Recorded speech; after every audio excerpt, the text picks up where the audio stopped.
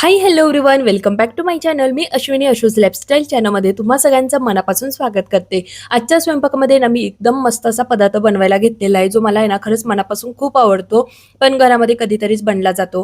पण त्यासाठी ना मी आधी ना कांदे कट करून घेतले. तर 2 कांदे मी कट केलेले, पण ह्या कांद्याने मला इतकं रडवलं ना की काय सांगू. आणि कांदा रडवतो म्हणून आहे ना मी याच्या आधी नेहमी चॉपर यूज करायची, पण सध्या आहे ना काय झालं काय माहिती, मला चॉपरने कांदा कट करायला आवडतच नाही. त्याच्याऐवजी असं वाटतं ना 5 मिनिटामध्ये आपण हातानेच त्याला कट करून घ्यावं. जर तुम्ही माझे याच्या आधीचे व्हिडिओ जर बघितलेले असतील ना सुरुवातीचे, तर मी नेहमी चॉपर यूज करायचे आणि तुम्हाला सुद्धा सांगितलं होतं की तुम्हीही चॉपर यूज करा.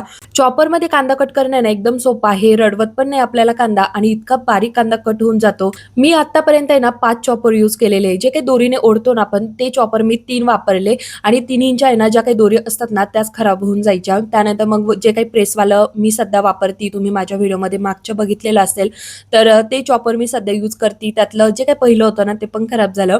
पण दुसरं जे मी आता घेतलेलं आहे ना, थोडी त्याची प्राइस जास्त आहे, पण आहे ना टिकाऊ आहे. तर तेच मी चॉपर यूज करते. पण सध्या माहिती नाही काय झालं, असं वाटतं ना चॉपर वरती काढा, त्यामध्ये थोडंसं कांदे कट करून पण टाकावे लागतात, नाही तर मग ते ना प्रेस नाही होत. तर त्यापेक्षा आपण हातानेच कट केलेला बरा. तर दिवसेंदिवस काहीतरी चेंजेस आपल्यामध्ये होतच असतो. तर तसाच हा एक चेंज माझ्यामध्ये झालेला. सुरुवातीला तर मला कांदा कट करायचं म्हणजे ना इतकं मोठं टेन्शन येऊन जायचं ना, मी नकोच म्हणायची. पण मग जेव्हापासून चॉपर हे निघालं किंवा मी बघितलं 1-2 जणांकडे, तर मी लगेच घेऊन टाकलं. मग माझं ते टेन्शन आहे ना मिटूनच गेलेलं होतं. पण आता सध्या आहे ना मी हातानेच कांदा इतका पटकन कट करून घेते ना, की चॉपरची मला आठवणच येत नाही. असे छोटे-मोठे चेंजेस आपल्यामध्ये होतच असतात. तुम्हाला पण असा कांदा कट करायला टेन्शन यायचं का? नक्की मला कमेंट करून सांगा. तर चला, हे जे काही चॉपर आहे ना, यामध्ये आपण आहे ना कांदाच कट करू शकतो असं नाही, तर कोणत्याही भाज्या आपण कट करू शकतो. आणि स्पेशली जर तुम्हाला पराठे बनवायचे असेल ना, तर यामध्ये भाज्या एकदम एकसारख्या इतक्या बारीक कट होतात ना, ज्या आपण हाताने इतक्या कट नाही करू शकत. तर एक तरी चॉपर आपल्याकडे घरामध्ये इमर्जन्सी असायलाच पाहिजे. माझ्याकडे आहे, तुमच्याकडे नसेल तर एक घेऊन टाका. सुरुवातीला हे चॉपर आहे ना खूप महाग भेटायचे, पण आता आहे ना एकदम स्वस्त झालेले आहे. कॉम्बोमध्ये घेतलं तर अजूनच परवडून जातात. कढईमध्ये तेल घेतलं, जिरं मोहरीची फोडणी दिली आणि जी काही हिरवी मिरची कट केलेली होती ना, ती पण त्यामध्ये ॲड करून घेतली आणि आता कांदा पण ॲड करून घेतला.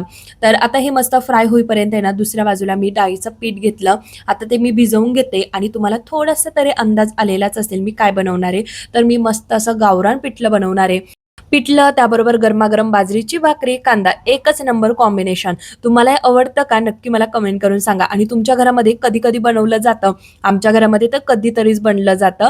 तर तेही मला नक्की सांगा. यावेळेस मी सम्राटचं डाळीचं पीठ घेऊन आली. शक्यतो विकतचं डाळीचं पीठ मी वापरतच नाही, पण इमर्जन्सीला आणावं लागतं. दरवेळेस मी ना 2 किलो हरभऱ्याची डाळ घेते आणि ती गिरणीमधनं दळून आणत असते. एकदा जर एवढं पीठ दळून आणलं ना, ते मला भरपूर दिवस जातं. पण यावेळेस आहे ना मला जमलंच नाही. पण इमर्जन्सीसाठी घरामध्ये डाळीचं पीठ असावं म्हणून मी ते विकत आणलेलं. आणि असंही म्हणतात, की डाळ आपण दळून जेव्हा आणतो ना, ते पीठ जास्त पडतं आणि ते आपल्याला भरपूर दिवस टिकतं किंवा पुरलं जातं. पण हे विकतवालं लगेच संपतं आणि हे खरंच आहे बरं का.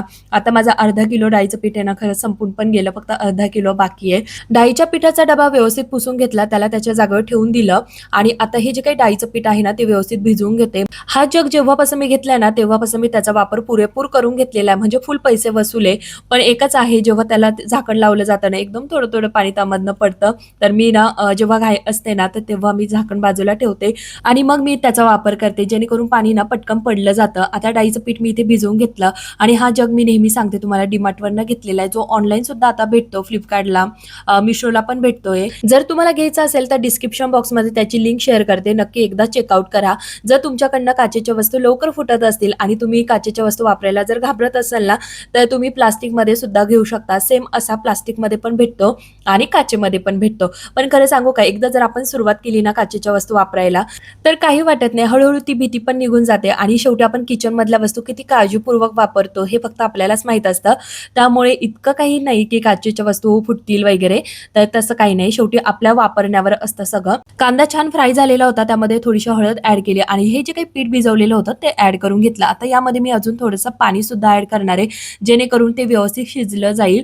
आणि दुसऱ्या बाजूला माझ्या पोळ्यासुद्धा चालू होत्या. पीठसुद्धा मी भिजवून घेतलेलं होतं आणि मधल्या शेगडीवर मात्र मी भात ठेवलेला आहे. तिन्ही शेगडीवर मात्र मस्त माझा स्वयंपाक चालू आहे.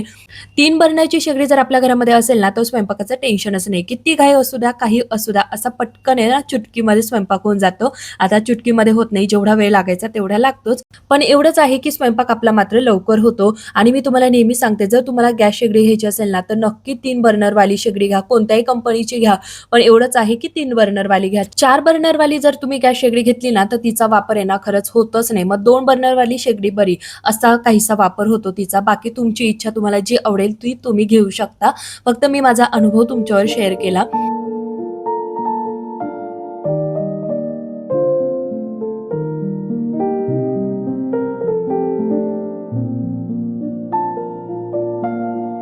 सगळा स्वयंपाक आवरून घेतला आणि त्यानंतर आहे ना मी एक मोठं काम करायला घेतलं. आता माझ्यासाठी जरा मोठंच होतं.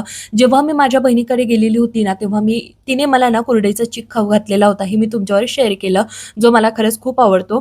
तिने मला कुरडईचा चिक तर खाऊ घातलाच, पण तो कसा बनवायचा ना हे पण तेवढं शिकवलेलं. तिच्याकडनं आल्यानंतर मी लगेच आहे ना 2 ग्लास गहू हे भिजत टाकलेले आणि 3 दिवसापासून मी त्याचं पाणी बदलून घेतीये आणि आजच्या दिवशी मात्र ते पाणी ना असं फेसाळ आलेलं होतं. तर मी आता याला आहे ना 2-3 वेळा स्वच्छ असं धुवून घेते आणि त्यानंतर मिक्सरमधनं बारीक करून घेणार आहे. आता हे सगळं मी पहिल्यांदाच करत होती, त्यामुळे मनामध्ये थोडीशी भीती होती की मला जमेल की नाही जमणार. पण मला आहे ना हे सगळं करताना आनंद मात्र खरंच खूप होत होता. काहीतरी आपल्याला येतंय किंवा आपल्याला जमणार आहे. आता ते मला जमेल की नाही हा पुढचा प्रश्न आहे. पण मी काहीतरी ट्राय करते, प्रयत्न करते. कदाचित 1-2 वेळा चुकेल, थोडंसं काहीतरी चुकेल, पण एक दिवस येईल ना तेव्हा मला नक्कीच जमणार आहे.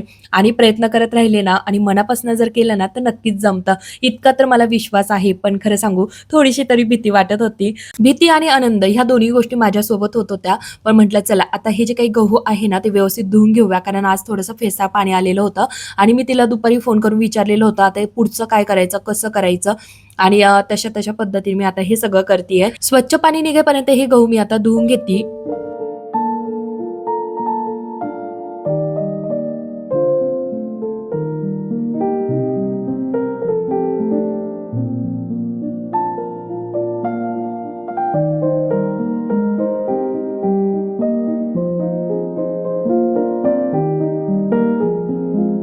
गव्हाला 4-5 पाण्याने ना स्वच्छ असं धुवून घेतलं आणि आता मी त्याला बारीक करण्यासाठी घेतले. आता आधी ना सुरुवातीला थोडेच गहू घेऊन मी बारीक करणार आहे आणि तेवढ्यात आहे ना माझे आई-वडील सुद्धा आलेले होते आणि नंतर माझं टेन्शनच पळून गेलं. म्हटलं काही नाही, आता काही कसं करायचं वगैरे ते पण बघतील आणि त्यांच्या पद्धतीने ते मी करून घेईल. आणि इथे ना मी थोडंसं आहे ना बारीक केलं. पण पहिल्या वेळेस जेव्हा मी बारीक केले ना गहू, तेव्हा खूपच जास्त बारीक झालेले होते. थोडेसे जाडसर ठेवावे लागतात, तर तसं नव्हते झाले. थोडं माझ्याकडनं आहे ना जास्त बारीक झालं.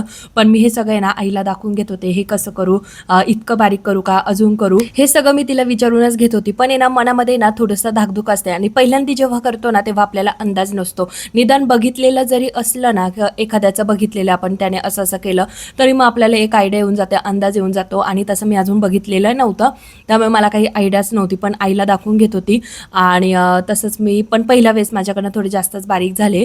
पण दुसऱ्या वेळेस जेव्हा मी गहू बारीक करायला घेतले ना तेव्हा वडील मात्र मला सांगायला आले जवळ की हे असं कर तसं कर म्हणून. आणि त्यांनी मला आधी विचारून घेतलं, व्हिडिओ बंद आहे ना? म्हटलं हो बंदच आहे, कारण त्यांना ह्या सगळ्या गोष्टी ना खरंच आवडतच नाहीये. पण ते जेव्हा पण माझ्याकडे येतात ना तेव्हा जर व्हिडिओ चालू असला ना तर ते अजिबात मध्ये येत नाही, बाजूलाच बसलेले असतात. पण आज मी त्यांना सांगितलं बंद आहे आणि मी शूट करून घेतलं. पण खरं म्हणायला गेलं ना, आई वडिलांची किंमत आहे ना आपल्याला लग्नानंतरच जास्त कळायला लागते. आणि मेन म्हणजे ना आफ्टर डिलेव्हरी नंतर आपल्याला तर इतकी माया फुटून जाते, असं वाटतं ना त्यांनी आपल्यासोबत नेहमी राहावं, कंटिन्यू राहावं अशी इच्छा असते. प्रत्येक मुलीसाठी तिचे वडील जीव की प्राणच असतात. त्यांच्याबद्दल वाटणारी काळजी, प्रेम हे आपण शब्दात सुद्धा सांगू शकत नाही. आणि या बाबतीत तुम्ही नक्कीच ॲग्री असाल. आईपेक्षा थोडं तरी जास्त प्रेम आपलं हे वडिलांवरच असतं. आपल्याला जेवढी काळजी त्यांची वाटते ना त्याच्यापेक्षा खूप सारी काळजी त्यांना आपली वाटत असते. पण एवढंच आहे, त्यांना शब्दात सांगताच येत नाही किंवा दाखवता येत नाही, पण ते आपल्यावर खरं सांगू खूप खूप सारं प्रेम करत असतात.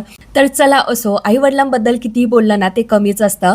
तर मी इथे ना ना मस्त चीक बनवून घेतला आणि तो ना सेट होण्यासाठी ठेवला. आणि जो काही कोंडा होता ना गव्हाचा, जे काही मी बारीक केलं, तर त्याची आम्ही भाजी बनवतो कांदा टोमॅटो टाकून, लाल तिखट वगैरे. तर ती पण भाजी बनवली आणि मस्त आज पिठलं भात खाल्ला आणि गव्हाची जी काही कोंड्याची भाजी होती ती आणि पोळी. आता हे दोन्ही पदार्थ आहे ना आज मी खूप दिवसानंतर खाल्ले. आणि आई वडील आलेले होते, तर त्यांना म्हटलं तुम्ही पण थांबा आणि तुम्ही जेवण करून जा. तर ते पण जेवण करून गेले. पण आता हे सगळे पदार्थ आहे ना अहोंना आवडतच नाही. मग त्यांच्यासाठी काय बनवावं. आज जसं मी माझ्या आवडीचे पदार्थ खाल्ले, तर म्हटलं चला अहोंसाठी सुद्धा त्यांच्या आवडतीचाच पदार्थ बनवून देऊया. तर त्यांच्यासाठी असं मस्त आहे ना अंडा पोळी बनवून दिली. आता नॉनव्हेज लवरसाठी ना हे पदार्थ त्यांना सकाळ दुपार संध्याकाळ जरी दिले ना तरी ते आनंदाने आणि आवडीनेच खातात.